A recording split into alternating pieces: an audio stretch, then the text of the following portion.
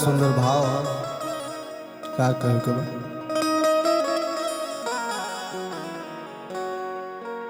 हमार होके हमार ना भइल, हमार होके हमार ना भइल, आ रात रात रह गइल भिनुसार ना भइल। ओकर जिंदगी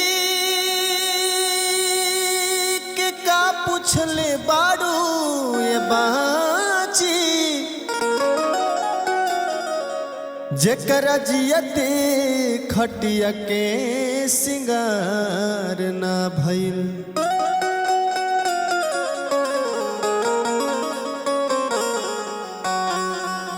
आज कर बलमा बसे पर देसरे सखी ओकर अससुरा से नीक नाई हरवे बाज कर पियावा बसे पर देसरे सखी ओकर ससुरा से नीक नाई हरवे बाज कर राजा जी बसेले पर देसरे सखी।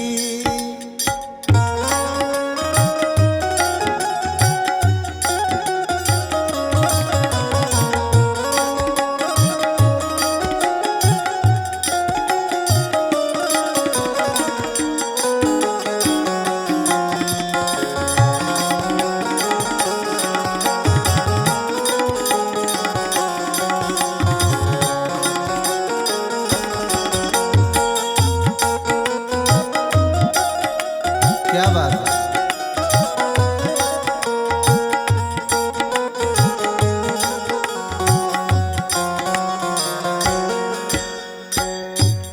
सुख साधन के सबके नजराना होके, रिधि सीधी के भरला खजाना होके।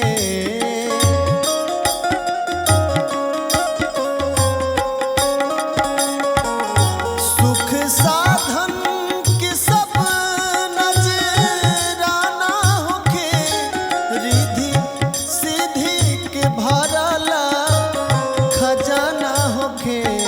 नित नित नो व्यंजन परोसल जाई, नित नित नो व्यंजन परोसल जाई। तब अमृत के घूटी जहरवे बाज कर पिया जी बसले पर देसरे सखी ओकर ससुरा से नीक नाई हरवा बाज कर राजा जी बसले पर देसरे सखी।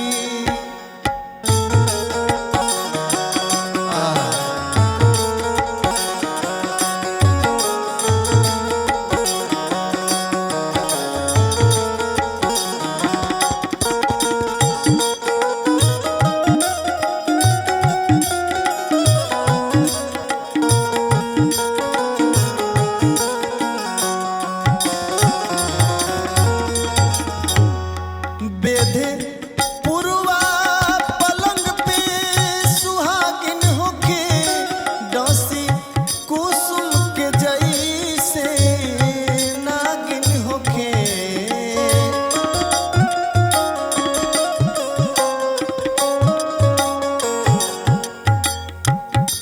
बेधे पुरवा पलंग पे सुहागिन होके, डोसी कुसुमा के जैसे नागिन होके। जौना घर में जवानी जुलुम कैलाश, जौना घर में जवानी जुलुम कैलाश। घरवा से नीके बहरवा बाज कर राजा जी बसले पर देसरे सखी जेकर पिया जी बस बसेले परदेस रे सखी ओकर घरवा से नीके बहरवा बा जेकर पिया जी बसेले परदेस रे सखी जेकर राजा जी बसेले परदेस रे सखी जेकर पिया जी बसेले परदेस रे सखी।